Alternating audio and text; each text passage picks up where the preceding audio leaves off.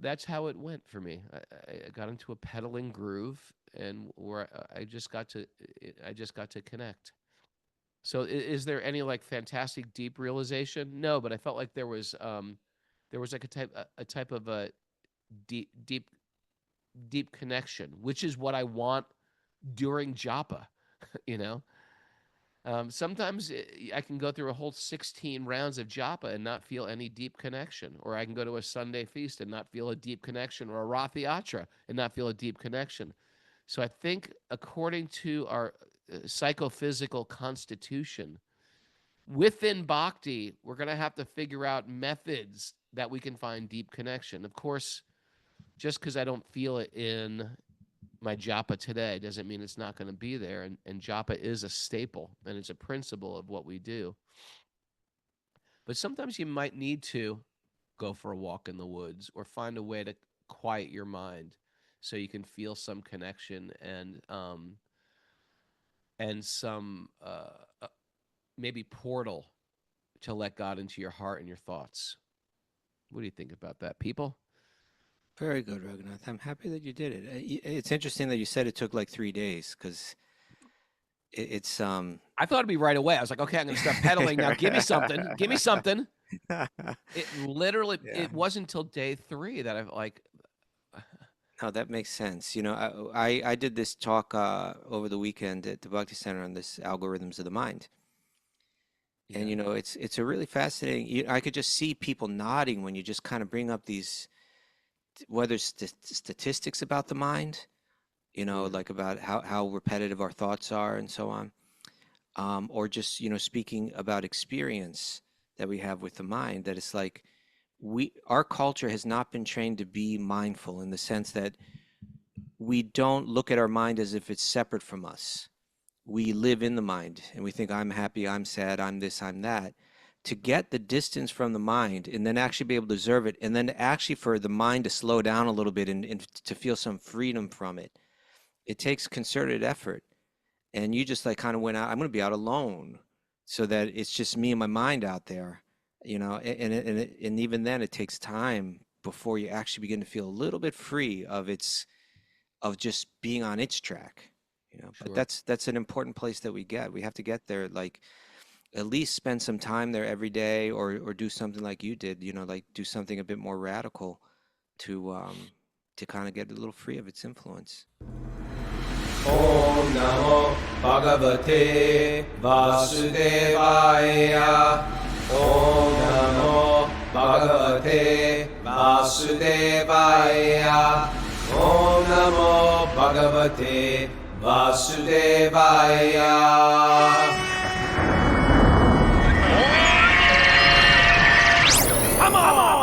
Live from Super Soul Farm, it's Wisdom of the Sages, a Bhakti Yoga podcast with your host, Raghunath, and co-host and senior educator at the Bhakti Center in New York, Kaustubha. Welcome to the show. It's Monday, October 6th, 2025. It's episode 1678. Welcome back, everybody. I am back for my bicycle Oh, adventure. we should have had a little welcome back music this morning. Yeah, we should have. Sorry. Sorry about that, Raghu. Whatever. I made it back, okay? Okay. Welcome back, Raghu. Good to see y'all. You're It's great to back. be back. You're alive, uninjured. Uninjured. I had a great bicycle experience where I just got to ride away. I was going to initially do it with Mara, and then I got to this point where, like, you know what? I just need to be alone. Oh, no, And it hold turned it. into Let's examine that. Mara, how did that feel when Raghunath said, you know what? I'm going to do this alone. Kṛṣṇa arranged it just so because I was a little under the weather last week as Okay, well. it all worked out. I wasn't in good form to do it. Truthfully, I'm not a competitive guy either, and I like to keep my own pace. I don't like to go fast or slow. I like to just do whatever I want to do. Yeah. And for me, just like to be alone. I've noticed that. I've noticed that. Thank you. And I think also because I'm around a lot of people all the time, it's like important for me just to be You have alone alone time. Okay. for a few And days. Did And- you find what you were looking for out there? Well, I didn't realize how long it was going to take for me to just settle my mind. The first 2 days, I did 40 miles the first day, and then I did which was because I didn't really know, because I never do distance. I always do like hills. So I was like, yeah, I don't know what I can do. And these have hills too, because I was going through the Adirondacks. So I was like, I don't know what I can do. 60 miles, 30 miles. I'm just gonna say 40. And I started late, and I got a little lost at first, and then I was just like, I called Mara like 10 miles in. I was like, I've only done 10 miles. I've got like th- 20 to go got, to. I've got 30 more to go. And so I just made it right in the nick of time. And so anyway, I can't remember. Was I on the podcast when I did that first Yeah, day? you talked about Oh that. yeah. That's right. I was scared of uh Bears, ex-cons, ex-cons. ex-cons or people, prisoners, escape prisoners, and bears. And then also there was a new fear factor was dogs. People don't leash their dogs up there. It's just like a dog can just take off, and so there was that crazy dog element. And I got day 3, I could not get my bike out of third gear. So, up the hills are hard, down the hills, you're like pedaling like on hyper speed. It was something wrong with it, and then it auto corrected. So my bike's in the shop, but if I had to escape from a dog, I wouldn't be able to do it on day 3. But yeah, I went like 25 miles the next day, which was a tough 25 miles because it was a lot of hills. Then I did 30 miles after that, and then Miss But Mara met me, and we had like a okay. date night in Sunderland, Vermont, and then I did 15 miles just to sort of clear my head, and Okay, she well, met me. We why met don't at we the get Robert Frost House in why Vermont. don't we get the announcements from Meredith? But I want to come back to this. Now, I'm not so much interested in the miles. I'm interested in the realizations that you had out there.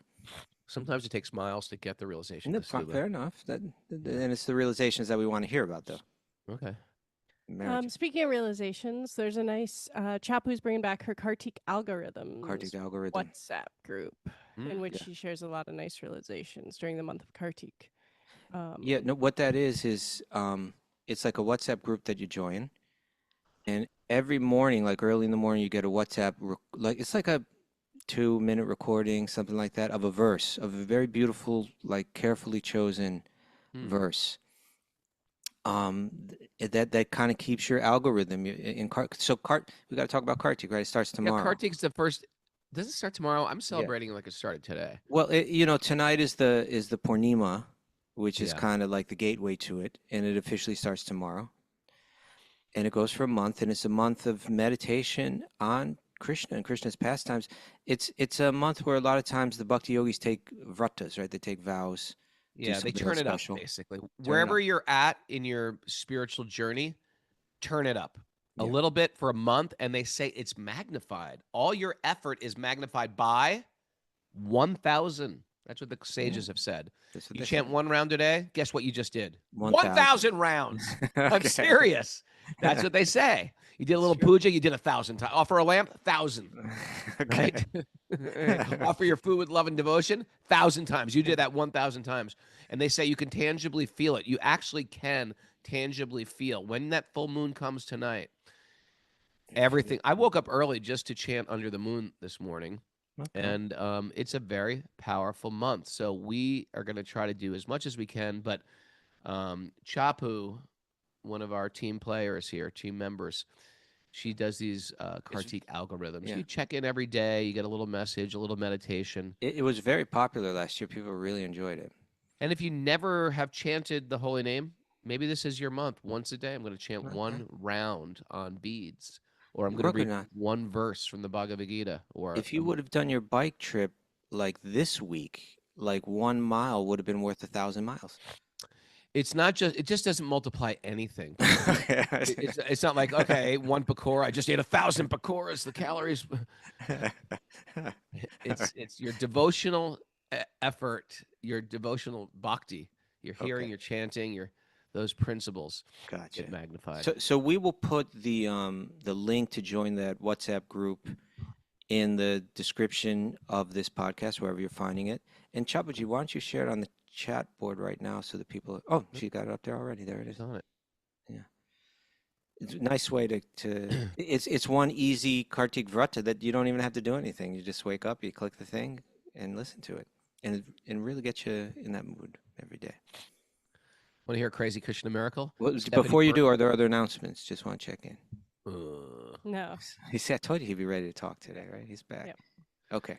Crazy Yes. Christian Miracle. Stephanie Berman texted us last night. She's one of our regular, Wonderful soul. wonderful ladies, and Drummond, also she's husband not Drummond punk. also. She's not punk or hark. You know, She was a lady. mod She's a when real she was- lady. Okay. She's a real lady, isn't she? She is, no doubt. She's a sophisticated lady, and she texted us and said, so her son gave her a gift certificate for a massage. Okay. And the guy was massaging her and said, "Oh, are those Tulsi beads on your neck?" And she goes, "Yeah." Okay. She goes, "Yeah." And this guy goes, "Yeah, I used to go to India. I was into Bhakti and stuff like that, and hardcore also." And she Okay. goes, "Yeah, my friend who I used to go to India with, he was also in a hardcore band, and now he takes people to India, and his name's Raghunath." Raghunath. And I was like, "Who are you?"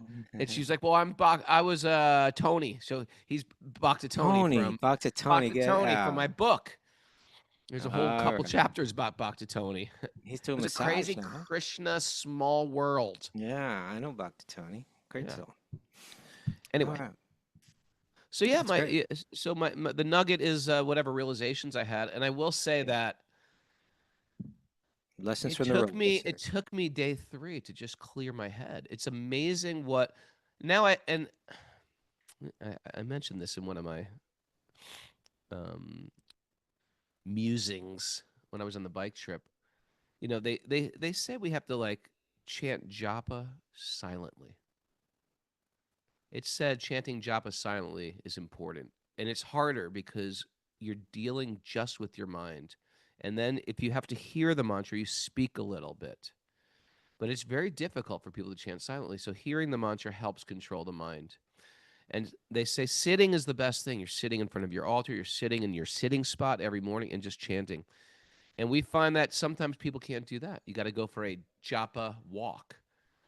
And sometimes in the japa walk, it's exactly what you need to hear the holy name. But you can also, there's a lot of distraction there. But the way these Kali Yuga brains are, they're so easily distracted and they're so easily overwhelmed and they're hard to sit in peace. And that's why these things like, Miss Mara's knitting right now. And a lot of these traditional skills that you do in the, whether it's like weaving or, what do people do on a regular basis? Carving and traditional skills at Pottery. sewing, pottery. They just get your body into a rhythm. I found that when I would write songs, I'd do it when I was driving because you're just going straight and you're sort of bicycling is like that for me, especially because Okay. you're not really thinking and you sort of drop into this zone where you can just sort of receive information. But it took me like 2 days of just noise and endless loops and anxieties and whatever my brain was leaning into for me to get to some clarity, just to sort of pray. And I always came back to these same sort of prayers, which was, you know, what would you like next from me? What is my next step? Where should I go from here? Uh, how can I upgrade? What am I going to need to add? What am I going to need to let go of? And these are sort of the real prayers. Even I tried to start even praying for I started getting into this whole empty nester thing. And I know that school's starting right now. A lot of people, this is a real phenomenon that's happening like this week, if anything, or this last month, is people are sending their 18-year-old children off to college. And it's a devastating thing when all you know is your identity as a parent. That is your identity. It's become your identity, from like taking care of toddlers to raising children, to being there for their excitement, for their joys, for their soccer games, for their Boy Scouts, for their making their lunches, driving them to school, feeling like a slave, feeling great joy. But the reality comes through that, and then they're gone, and then they don't need you. And that whole empty nest thing is very, very real, and it's a very, very big empty seat at the table that a lot of people are feeling. And so a lot of people are going through that grief, and I myself am too. My son's going away, and I feel him missing. And my daughter, who's living with me, I just still feel that emptiness, that she's got other plans. So anyway, that's a very real thing, and that was trying to surface. And with that always comes a type of anxiety, which is, how are they doing? What are they going to do? Are they in trouble? Are they going to succeed? Are they? And all these things were starting to surface. And I think by day 3, enough of the prayers were for them and their good fortune and their deep spiritual connection, but like these realizations, like I don't own these children, come up, and I can't possess these children, and I'm not their higher power, I'm not their God, and just a prayer that they find connection with their higher power, however it may manifest to them. And I almost want to pray for their safety and pray for their, but what am I crazy? Am I going to pray for them not to have the life experiences they need? I mean, my life wasn't, wrinkle free. It had real severe ups and downs. And in retrospect, as a practicing, aspiring spiritualist, those were a necessity for me to get where I am today and where I want to go in the future. And so it's almost like we don't want to pray for them to have no pain. You just want to pray for their deep connection. And that's all we're almost, and the Bhagavatam does this again and again. When you see these prayers, it's almost like different than the way I grew up praying. I grew up praying for things. I grew up praying for happiness. I grew up praying for peace. I grew up praying for a girlfriend. I grew up praying. It was like a giant metaphysical Amazon Prime where I wanted stuff from the universe, and God was there to fulfill, to fulfill these desires. I don't even want it. I want it like, Amazon, where there's like, buy now. I don't even want to wait for me to go through the cart. I want to buy now. I want it delivered now. And God's got his own plan for when I get what I desire. So it wasn't these desires at all. It was more like I'm asking God, what do you want from me? I've been like a slave, and parents know this. You become like a slave of your children. You become a slave of your spouse. You become a slave of your parents when you're younger, or a slave to your professor. And you sort of like give up everything for them, and then you sort of want to take it back. And this is the material mind goes, all right, now I want to take care of myself and do what I want to do. But it's really like, what does God want from me right now? And it's a very powerful prayer, because we've been outsourcing all of our energy to others. And then we want to take it back, almost like in a selfish way. Now I'm going to live my dream and do this. But it was almost like, now what do you want from me, God? And I need you. And I pray to God like this. Sometimes we need to shut down the mind's noise so we can hear the whisper of God. But sometimes I pray, God, I need you to actually speak very loudly to me. I need you to speak very, very loudly to me. And that's how it went for me. I got into a pedaling groove, and where I just got to connect.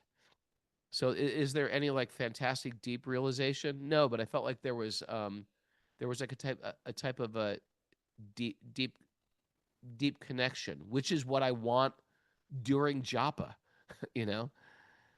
Sometimes I can go through a whole 16 rounds of Japa and not feel any deep connection, or I can go to a Sunday feast and not feel a deep connection, or a Rath Yatra and not feel a deep connection.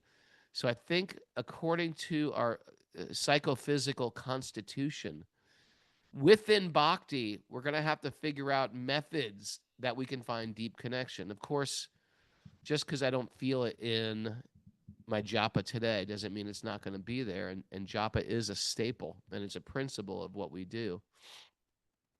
But sometimes you might need to go for a walk in the woods, or find a way to quiet your mind so you can feel some connection and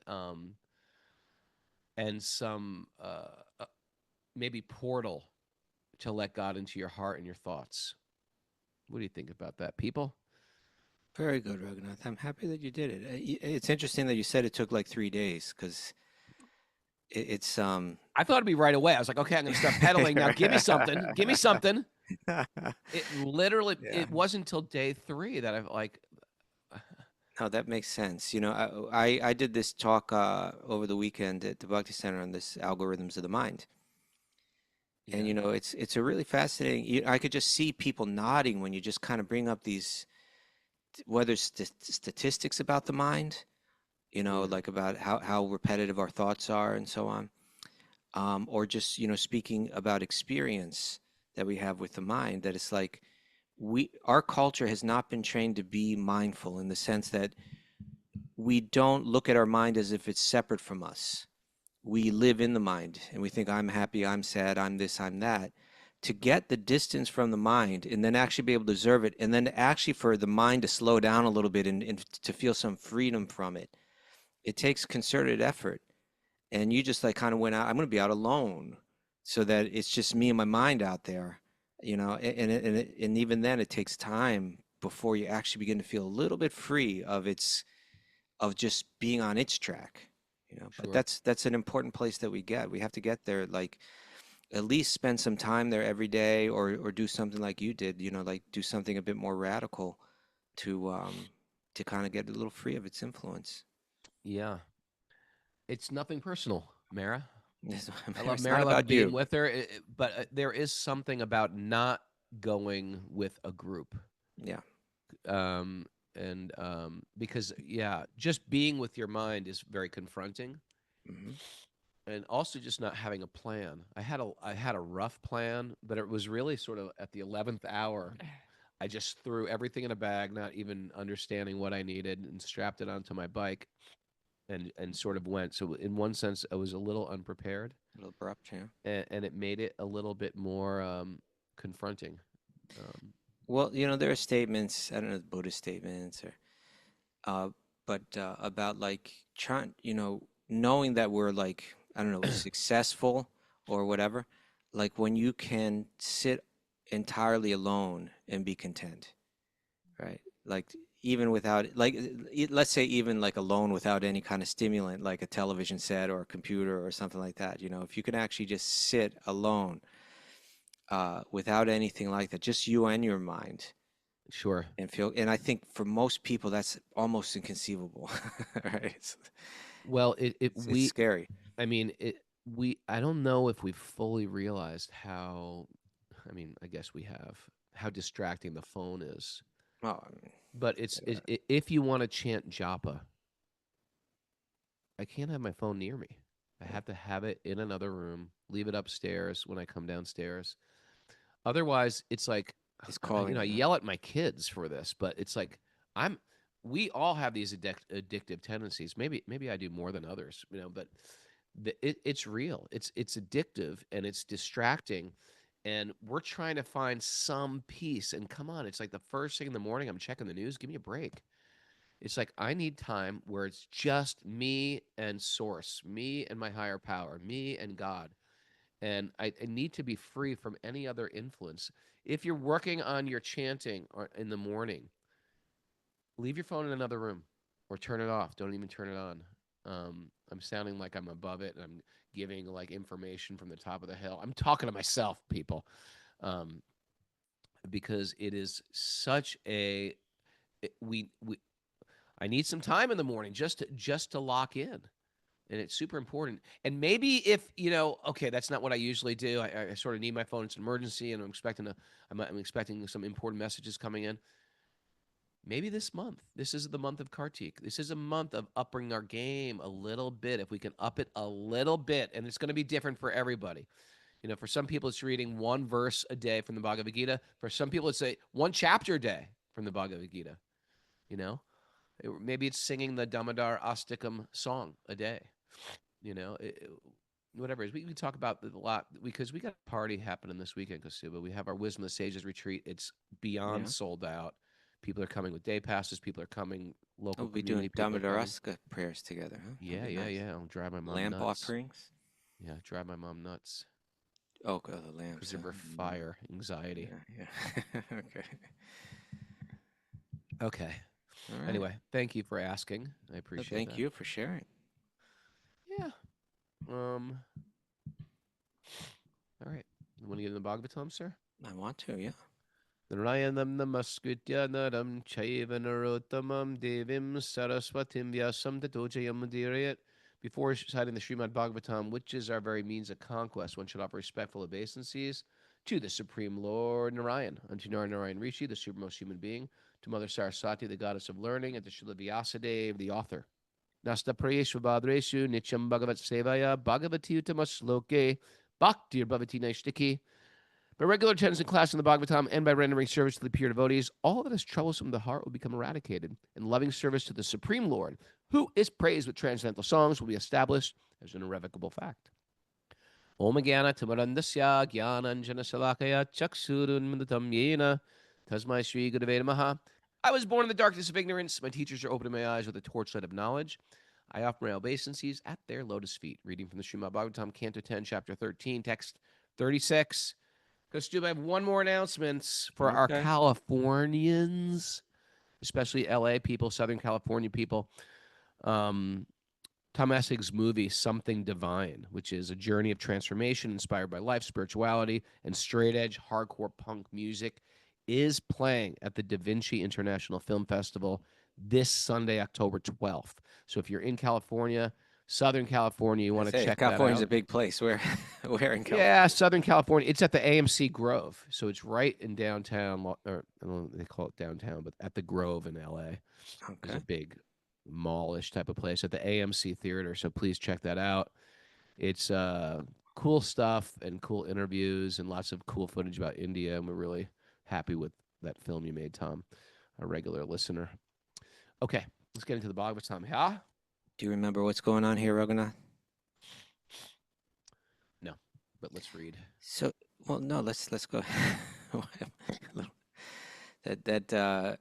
Remember the cows were in Vrindavan, and all cows were kidnapped. Kṛṣṇa cowherd boys were kidnapped.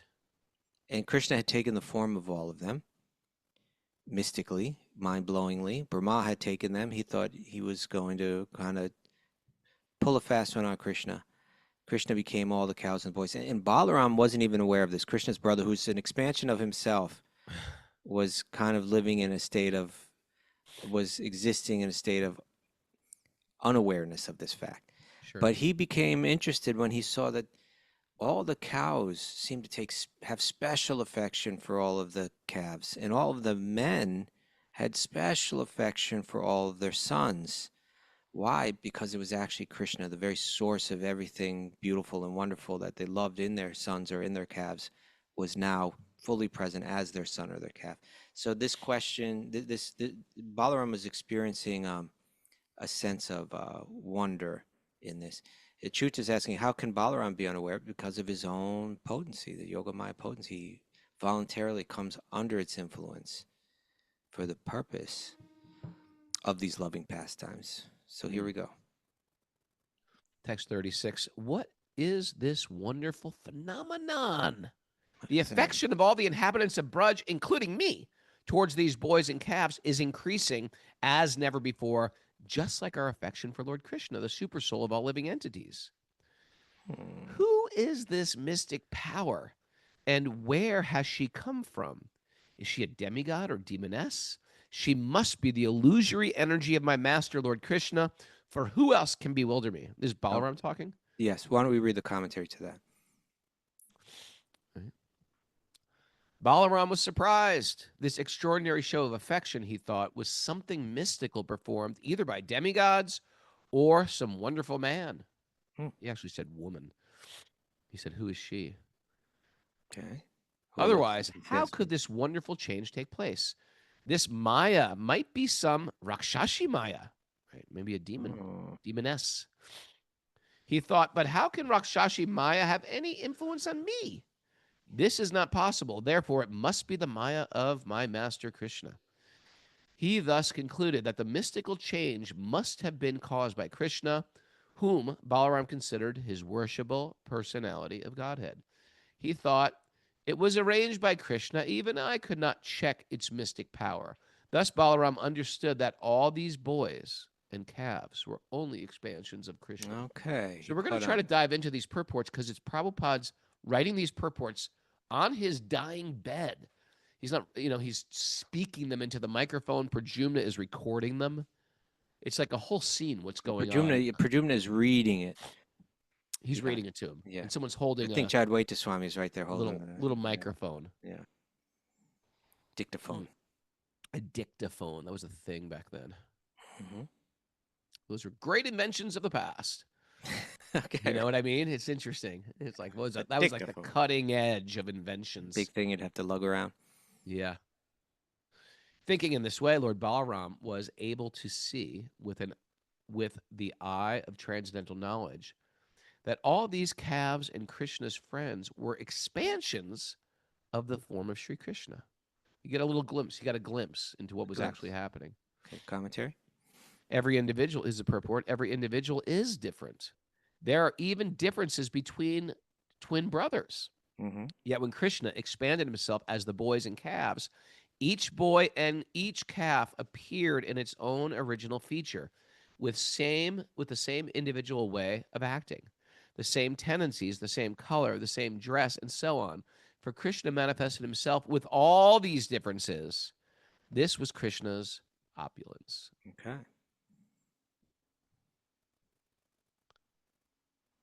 Take a sip there. Balaram said, "O Supreme Controller, these boys are not great demigods, as I previously thought, nor are these calves great sages like Narada.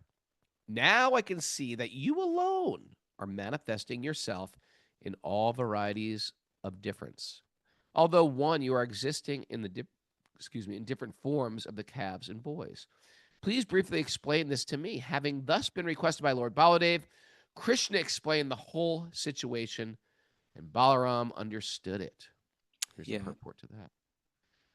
Want a commentary? Well, I was just going to say, it's in one sense we're hearing about what Krishna has done, and it's like wonderful, and and when Prabhupada uses that word, he uses it kind of commonly like in a more literal sense, like full of wonder, right? Like, wow, how is this possible? And because we can see that even mystic yogis can't do what he just did. We do hear that mystic yogis can sort of like multiply themselves, but not like this, where he became all of these boys and all these calves, and right down to the finest detail, he fully replicated, every detail of their being, including their dress and their bodies and voices and just everything. And they're all existing at the same time and moving about their own worlds and doing their own things. Like, that's mind-blowing. But on the other hand, the idea here is that when we think of Krishna, you have to think of Krishna and his energies, right? It's not. This is kind of where like the theology of Krishna consciousness, or of Bhakti, or of the Bhagavatam, it goes into such elaborate detail to understand God. I really believe that we can objectively say that there's no other tradition that goes into such fine detail, and that's an objective statement. I agree. Yeah, I agree. Yeah, both in terms of rasa, which means like the beautiful emotions that are contained within the theology, but also in terms of tattva, which means like the ontological categorization and science study of what God is, what God's capable of, how God operates, all of that kind of stuff. Doesn't mean you can't have God in other spiritual traditions, or you can't reach God in other spiritual traditions. But the scientific breakdown of the understanding of God and the soul is very, very lucid. Very lucid, thorough, unique. Yeah. And so with that knowledge, in one sense, this isn't wonderful at all, because everything is already Krishna's energy. Even it was just a different variety of his energy. Every form in this world is composed of his energy. There's nothing, in one sense, there's nothing that is not Krishna, right? But now he took those forms in a more personal way, right? It's not his separated energy, but it is his internal, his very self, in the most internal sense. that has taken these forms. And Baladev is catching on to it, right? Oh, yeah, well, Krishna could do this. Everything is Krishna anyway. Mm. Let's hear the commentary. Inquiring from Krishna about the actual situation, Lord Balaram said, "My dear Krishna, in the beginning I thought that all these cows, calves, and cowherd boys were either great sages and saintly persons or demigods, but at the present it appears that they're actually your expansions. Mm. They are all you. You yourself are playing as the calves and cows and boys. What is the mystery of this situation? Where have those other calves and cows gone? And why are you expanding yourself as the cows, calves, and boys? Will you kindly tell me what is the cause?" At the crest of Lord Balaram, Krishna briefly explained the entire situation, how the calves and the boys were stolen by Brahma, and how he was concealing the incident by hoarding himself. Hoarding? Expanding. Where did I get hoarding from? I have no idea where you got hoarding from, but it's okay. By Brahma, and how he was concealing the incident by expanding himself so that people would not know that the original cows, calves, and boys were missing. Balaram understood, therefore, that this was not Maya, but Krishna's opulence. Krishna has all opulences, and this was but another opulence of Krishna. Okay. At first, Lord Balaram said, "I thought that In these other words, boys-" it was Maya in one sense, his yoga Maya, his internal potency that had Balaram not understanding it earlier. Yeah. Right. Okay. At first, Lord Balaram said, "I thought that these boys and calves were a display of the power of great sages like Narada. But now I see that all these boys and calves are actually you." The clue was the affection, right? Like when he just saw the depth of everybody's love and what everybody's Mad feeling. affection. That's only Krishna, generates that level of intensity. You sometimes get a glimpse of this into devotees who are just like, they give up everything for the higher purpose of love of God. And it's like, it doesn't make any sense. It's like, why are you so happy? You have nothing. You've given up everything. You've sacrificed so much, yet you're like this embodiment of joy and bliss. It makes no sense. And I mean, you don't even have to be a pure devotee to catch somebody's intense joy. It's so much, if you're not practicing a spiritual path, it's very attractive and alluring. Like, what do these people have? I used to go to that kirtan. On Greenwich Avenue when you and me were young men. Okay. And I wasn't even a devotee, but I'd go to it and I'd just see some of these devotees. They were in so much joy. I was like, are these guys brainwashed? Why are they so damn happy? They were just like joyfully singing. And I was like, it was like almost like confronting. You know what I mean? Yeah. What are they doing so right? Yeah. I'm thinking of what you're saying is reminding me of I believe it's in Prabhupada's Leelamrita in his biography, because devotees that we know and really admire were there when Prabhupada was living in John Lennon's house, Yeah. Tittenhurst. Tittenhurst Manor. That was the name of John Lennon's mansion that Yeah. Prabhupada lived in. What a story! What a story, man! So he was living there, and there's one of the testimonies from the people that were there with him at the time was like, Yoko turned to John at one point and said, like, could you be like that? Like, look at him. He doesn't have anything, but he's totally content. He's totally happy or something like that. Do you remember that? And, and she said to him, could you be like that? I mean, I imagine he could turn to her and say, well, could you? Let's get Yoko on the show. Is she still alive? She is. I think she's very old now. And, she lives right around the corner from me, but I don't think she actually live? At the Dakota. Does she live in the Dakota still? I think she owns it still, but I don't think she spends very much time there. I think she's living upstate or something like that. Oh, I gotta find her. Seek her Yoko out. would be friends. I gotta bet me and Yoko would be friends. Okay. I could relate to people like her. Okay. So anyway, it seems like she was picking up on kind of like what you're picking up. This doesn't really make sense that this man, he doesn't really have anything. Like we have this huge mansion and we're still not happy, and he's got nothing. But look at him. He's very content, very satisfied, very peaceful. It's a depth. Yeah.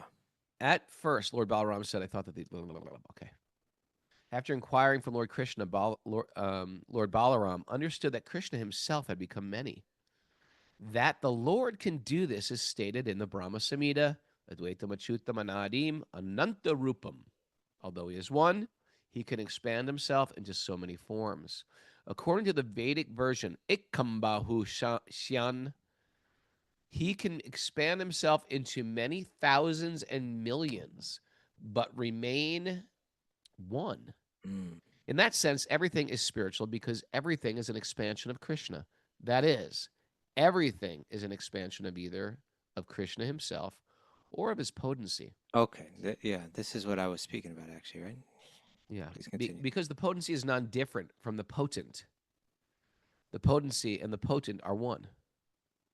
The Mayavadis say, However, Achit Saman Vaya, spirit and matter are one. This is actually a wrong conception. Spirit is different from matter, as explained by Krishna himself, right? In the 7th chapter, he says, I'll just do the English. Earth, water, fire, air, ether, mind, intelligence, and false ego. All these 8 comprise my separated material energies. one category of his energy. Those are categories of Krishna's energy. And there are a lot of things we can tangibly touch, but even the mind you can analyze, the ego you can analyze, the intelligence. So he calls these my separated material energies. These are energies that they're distinct in the sense that they constantly shift, right? Like they take on forms that don't last. They're all under the influence of time. His spiritual energies are different. And another distinction is Krishna takes no he takes no he doesn't engage with those material energies for his own pleasure, right? He engages with his spiritual energies, like with the next category that he's going to speak with, which is the jivas, or other aspects of his spiritual energy. He says there's another superior energy of mind, which consists of all the living entities who are struggling with the material nature and are sustaining the universe. So we try to derive satisfaction out of the material energy, and we're struggling. We're struggling doing it. Because it's going to be a struggle. Because anytime you get it, it's going to disappear. So it's going to, categorically, it's going to be a struggle. That's our mistake, right? We're thinking, I'm going to derive joy from this body, from another body, from I'm going to conquer it. External thing. I'm going to conquer it. I'm going to possess it. I'm going to figure it out how it works, and I'm going to dominate it. And I'm going to manipulate it. And you see that mountain? I'm going to climb it. See that animal? I'm going to kill it.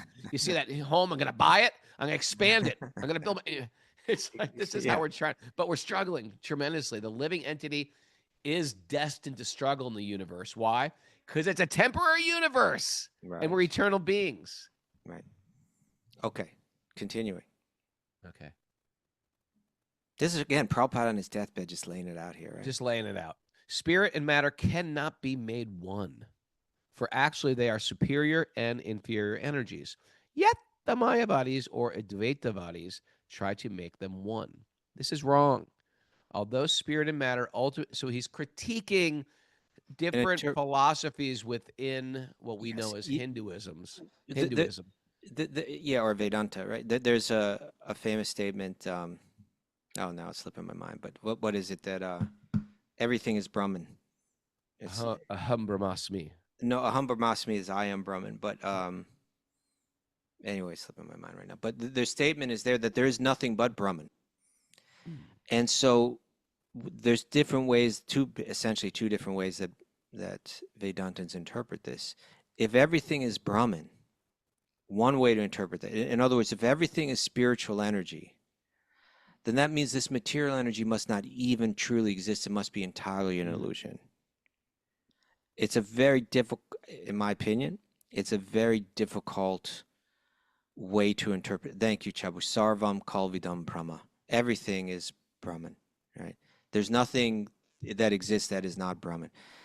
If that's the case, then my individuality, your individuality, my material body, it must not really exist, and we're all an illusion. And even the idea that you and I have a separate existence in any sense is illusion.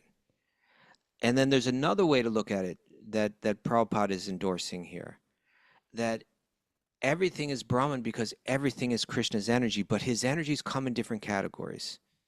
And of course, the analogy that he always uses is like electricity. It's one energy, but the expert can manifest it in different ways, so that electricity can heat, electricity can cool, etc.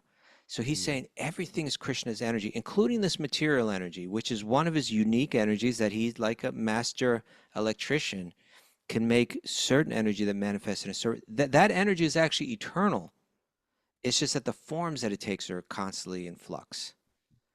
And so he's saying, yes, Sarva Kal Vidam Brahma is true, but try to understand how it's true. Because if you say that everything is spiritual energy and everything is one, you're going to run into a lot of complications trying to explain that. And generally, well, all the Vaishnava commentators are saying these are insufficient and unsatisfying explanations, whereas this explanation makes perfect sense.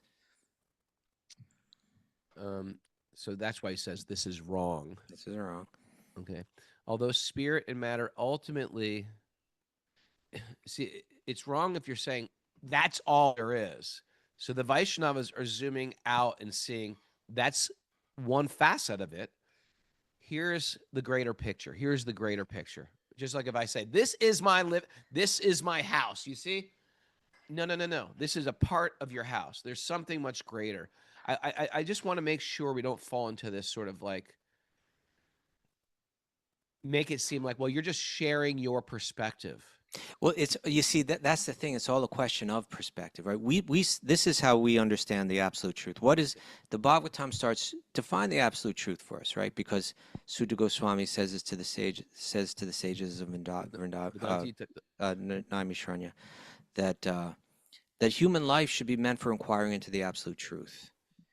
And then, so naturally, they would ask the question, well, what is the absolute truth? Is it an energy? Is it a person? What is it? And he says the verse that you're speaking of, Vedanti tat tattva vidas. It's a question of how do we understand this truth? And he says that it's Brahman. What is it?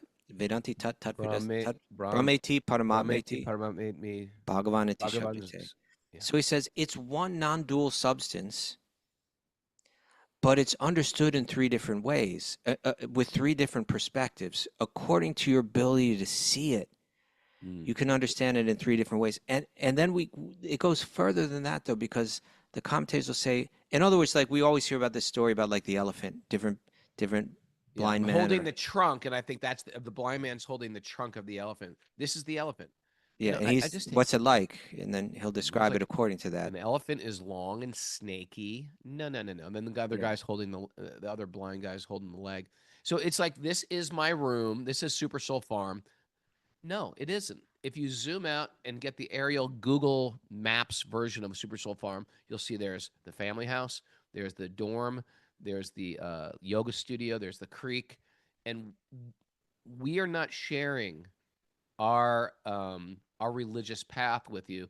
We're sharing the greater plan of how the Vedas see everything and how they actually can fit together. And that was the beauty of Sri Chaitanya Mahaprabhu. He laid it out from the zoomed out perspective. Sure. Yeah. Like going back to the elephant, one person is saying it's like a snake, and another person is saying it's like a tree, and so on. But if a non-blind person is looking at it, they can see the whole thing. Sure. With all of its different features. And so what the Bhakti Vedantins say is that the Advaita Vedantins who believe that the ultimate truth is just like a oneness without any variety or any attributes, we say they're realizing one part of the whole, whereas the Bhakti Vedantins are realizing its entirety. They realize that, yes, it's that the absolute is eternal. You've realized its eternality, in a sense, a bit of its blissfulness, Sat, Chit, and Ananda. But you haven't realized the full bliss of this, of what's the absolute truth is. And that's only understood when you understand both the non-personal feature of the absolute truth as well as the personal feature. Then you've understood the entire thing. and Bhagavatam, and like what we're hearing. So as we're hearing Krishna's pastimes, we're hearing about Brahman. We're hearing about the Pada Brahman, but we're hearing about the personal feature of it as well as the non-personal. Okay, for example, reading on. All right. We should be careful to note. For example, there are many things that come from our bodies, but although they come from the same source, they cannot be made one. We should be what he's careful talking about. to- But okay. What's that? What he's talking, I'm not sure what he's talking about that comes from our body, but okay, sure. We should be careful to note that although the supreme source is one, the emanations from this source should be separately regarded as inferior and superior. Yeah, a lot of times our minds get triggered by hierarchies, Right. right? And so a lot of spiritualists, they think that spiritual means there's no hierarchies. Once you start talking about hierarchies, it's not spiritual anymore. No, Right. no. There are categories of energy. Mm. Of course there are. You know, it's like, yeah, it's just like the waste of the body is Mhm. different than food that you're going to put in your body, Yeah. right? They're Or different. some emanation like your voice, let's say. Or your voice, your beautiful voice, and where's your waist? That you can't just say they are one. They have some similarities, but they're definitely not one. Matter of fact, in this world of oneness, I don't even know if I could wake up in the morning with it. Like I've had no motivation or ambition to do anything. Mm. Anyway, Yeah. I got to meditate on this a little more. The Okay. difference between Mayavadi and Vaishnava philosophies is that Vaishnava philosophy recognizes this fact. Sri Chaitanya Mahaprabhu's philosophy, therefore, is called Achintya Beta Beta, simultaneously one, We recognize that. yet different. That as It's well. not, yes, we are one, but we are also different, right? Yeah. And the example is like a drop of the ocean from the ocean. In one sense, Well, it's he's the going to same use as the another ocean. example right here. It's the same as the ocean. And in this another sense, it's completely different. It's finite, it's tiny. What example do they use? For example, the fire and the heat cannot be separated. For where there is fire, there is heat. And where there is heat, there is fire. Nonetheless, although we cannot touch fire, heat we can tolerate. Therefore, although they are alone, they are also, Although they're one. although they are one, they are also different. Okay. So Krishna just became all of these boys. In one sense, he was always them, but now he's them in a different sense, with a different standard of his energy. Mm. And therefore, this affection is just turned on like crazy. Okay. Should we read again, or should we Text stop 40. there? Oh, are we done already? Oh, wow. Okay. Time flew right by right now. Miss Mara, did you do takeaways today? I know you're busy. Where's Mara? Mara? What's going on here? We got a little boy here we're taking care of too. Takeaways from the first half of the show. Then I had to go wake up to her and make some breakfast and lunch for him. All right. Wherever you're Can't at. these schools work around our schedule? I know, right? You'd think they'd understand. Wherever you're at spiritually, turn it up this month. Turn it up 1,000 up. times. It may take many miles to quiet the mind for prayer. Many Ooh, miles. that is very beautiful. It may take many miles. Mhm. We don't own our children. That's it. right. No, we don't. We don't. I'm not anyone's higher power. No. And don't make someone else your higher power. Don't accept your higher power. Don't treat God like our metaphysical Amazon Prime. Hmm. I like that one. I know, I should have saved that for the last one. And, We're living in our minds. all right. What does God want from me right now? And what's the It's a latest? big question. What does God want from me today? What does love ask from me today? I had that shirt. You rejected That's it. a good one. Everybody loved that I show. like the statement. I don't like the artwork. Everybody else did. No, they didn't. They liked the Yeah, well, statement. there's Bridge. That was the only other person. Make a concerted effort to control and calm the mind. Yes, we have to. Uh-huh. Yep. Good last And one. And anxiety comes with children. Oh, okay. love comes with children too. Come together. Get Thanks involved. everybody for joining us. Woo! We're gonna have a special weekend this weekend. So usually there's no show on the weekends anymore, but Yeah, now we're we're gonna show having this weekend. Q&A Twice. on Saturday and Sunday morning, live. So if you're coming to the retreat this weekend, bring your questions. Looking forward to that. We got a full house. So looking forward to see Kaustubha. He's coming up here this week. Haribo. Okay.